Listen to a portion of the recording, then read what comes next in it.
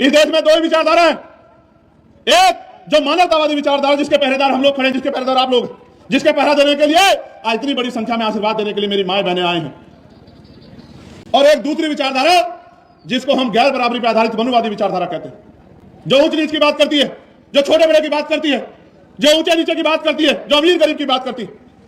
इन दोनों विचारधाराओं में अंतर है। एक विचारधारा 4 पे टिकी है। 4 वो आम वाला है। पहला है अंधविश्वास। जितना अंधविश्वास फैलेगा उतना मनुवादी व्यवस्था मजबूत होगी। दूसरा वो है अन्याय। जितना अन्याय होगा उतना मनुवादी व्यवस्था मजबूत होगी। तीसरा है असत्य।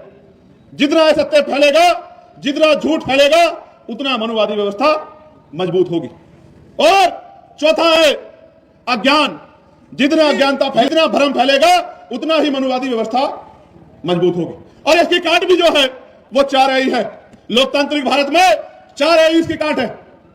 अनुसूचित जाति, अनुसूचित जनजाति, अन्य पिछड़ा वर्ग और अल्पसंख्यक समाज, यानी कि SC, ST, OBC और माइनॉरिटी वर्ग के लोग अगर भाईचारा बना ले तो मैं लिख कर देता हूं आज मैं गांव में, और मैं चैलेंज करके कह रहा हूं, इस क्षेत्र में पहली बार आया हूं, लेकिन अनुभव के आधार पर कह सकता हूं कि इस क्षेत्र में जितने गांव पड़े हैं वो दलित पिछड़े वर्ग के गांव हैं, क्योंकि उन घरों की हालात बताती है कि 75 साल बाद भी वो गांव सुख सुविधा और संपन्न नहीं हो पाए हैं। ये मैंने अपनी आंखों से देखा।